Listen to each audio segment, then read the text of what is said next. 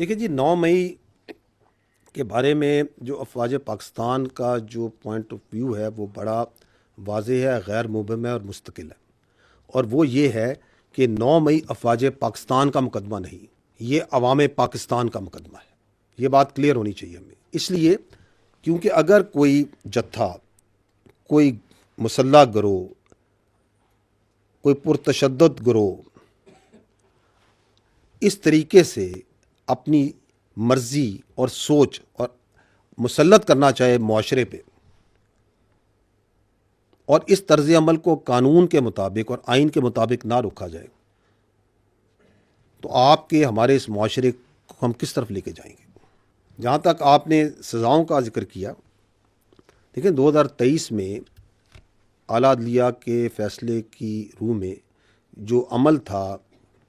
Military courts میں جن لوگوں کو ریفر کیا گیا تھا وہ منجمد کر دیا گیا۔ حال ہی میں جب یہ 7 رکنی بینچ نے اس کے اوپر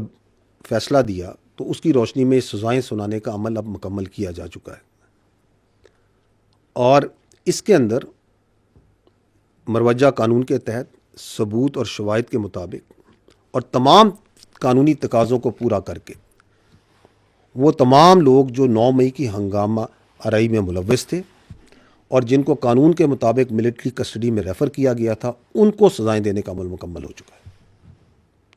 اور اس فیصلے سے یہ بڑا واضح پیغام جاتا ہے کہ اس طرح کے معاملات کی کوئی گنجائش نہیں ہے، اور مستقبل میں بھی کوئی اس طرح کے معاملات میں اگر انوالو ہوگا تو اس کو آئین اور قانون کے مطابق باصورت سزا ملے گی۔ جو آپ نے سوال کیا اس کی توسط سے میں یہ پوائنٹ ضرور کہنا چاہوں گا کہ یہ جو 9 مئی اس کے جو سزائیں ہیں اس سے جڑے ملٹری کورٹ سے جڑے جو سول سپرومیسی اور لیک آف ٹرانسپیرنسی کا بیانیہ بنایا جا رہا ہے، اس کے لیے یہ جاننا ضروری ہے کہ جو پاکستان میں ملٹری کورٹس ہیں یہ آئین اور قوانین کے مطابق دہائیوں سے قائم ہیں اور عمل میں ہیں، اور یہ انصاف کے تمام تقاضوں کو بخوبی پورا کرتے ہیں، اور یہ کہ انٹرنیشنل کورٹ آف جسٹس جو ہے اس نے بھی ان کے اس پورے پروسیس کو انڈورس کیا ہوا ہے۔ آپ کو یہ معلوم ہونا چاہیے کہ ملٹری کورٹس میں جو ملزمان ہوتے ہیں ان کو اپنا وکیل کرنے، اپنا ایویڈنس پیش کرنے، اپنے گواہ لانے،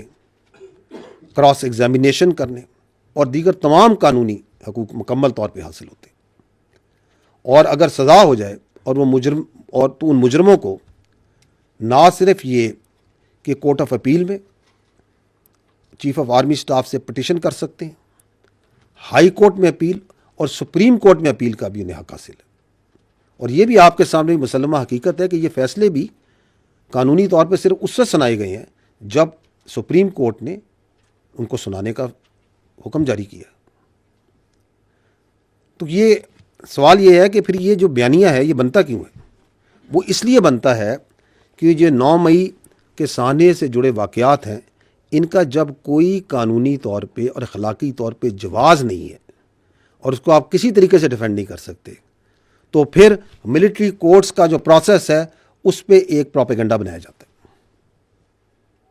جبکہ دلچسپ بات تو یہ ہے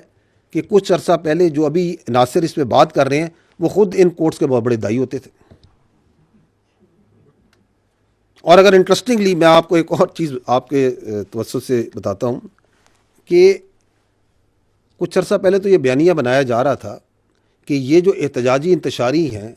یہ تو ایجنسیوں کے بندے ہیں، یہ تو پلانٹڈ لوگ ہیں، اور یہ کسی بڑی گہری سازش کے تحت فوج نے خود حملے کروائے ہیں، فالس فلیگ۔ تو چلیں اگر یہ ہم نے اپنی ایجنسیوں کے بندوں کو خود اپنے قانون کے تحت سزائیں دے دی ہیں تو ان انتشاریوں کو تو خوش ہونا چاہیے۔ اب وہ پریشان ہیں، اس لیے کیونکہ اپنے اقتدار کی ہوس میں وہ منافقت اور فریب کی آخری حدوں کو کراس کر چکے ہیں۔ دس از دی پرابلم۔ اور اب یہ جو اینٹی ٹیررسٹ کورٹس ہیں، ہم یہ چاہیں گے کہ اس کے اندر بھی جو 9 مئی سے جڑے واقعات میں جو لوگ ہیں ملوث ہیں، جن کے مقدمات ہیں، ان کو اپنے انجام تک پہنچنا چاہیے۔ اس کی وجہ یہ ہے کہ اگر آپ دنیا میں نظر دوڑائیں تو ابھی اس سال یہ جولائی 2024 میں جھوٹی پوسٹوں پہ لندن میں، انگلینڈ میں، برطانیہ کے اندر وہ کیا کہتے ہیں نسلی فسادات ہوئے، تو کتنی صورت کے ساتھ بالغ انکلوڈنگ نابالغ لوگوں کو سزائیں دی گئی۔ 2020 میں جب کیپٹل ہل پہ حملہ ہوا تھا تو سینکڑوں لوگوں کو کتنی سپیڈ کے ساتھ سزا دی گئی۔ اس سے پہلے آپ کو لندن رائٹس یاد ہوں گے، آئی تھنک 2011، 1200 سے زیادہ لوگوں کو سزائیں دی سپیڈی جوڈیشل سسٹم میں۔ 2020 میں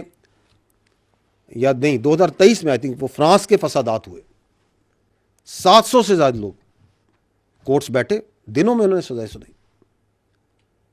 اور باہر کے ملکوں میں بھی باشمول امریکہ اور برطانیہ میں جس طرح پاکستان میں ملٹری کورٹس ہیں، وہ بھی ان کے قوانین کے مطابق بخوبی اپنا کام انجام دیتے ہیں۔ تو کہنے کا مطلب یہ کہ اگر آپ حقائق کو دیکھیں تو باہر کی دنیا میں، اسپیشلی مغربی ممالک میں، جو سیاسی انتشاری ہیں ان کو کوئی سپیس نہیں دیتا، نہ کہ ان کو سپیس دیں اور بلکہ مزید ان کو انتشار پہ سیاست کی اجازت دی جائے۔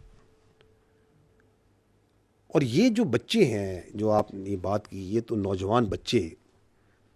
جن کو زہریلا پروپیگنڈا کر کے، جن کو ریاست کے خلاف، اداروں کے خلاف کھڑا کیا گیا، ان کے جو والدین ہیں اور پیار کرنے والے، ان کے محبت کرنے والے ہیں، ان کو یہ دیکھنا چاہیے کہ کس طرح ان کو استعمال کیا گیا اپنے مخصوص سیاسی ایجنڈے کے لیے، اپنے اقتدار کے لیے، اپنے مقاصد کے لیے، اس کی بھین چڑھایا گیا۔ یہ نوجوان تو ہمارا اثاثہ ہیں، بجائے اس کے کہ ان کو تعمیری سوچ دی جائے، تعلیم دی جائے، ان کو سکلز دی جائیں، کچھ لوگ اپنی سیاست کے لیے ان میں زہر ڈالتے ہیں، زہریلے پروپیگنڈے سے ان کے اندر کرتے ہیں۔ تو جو اس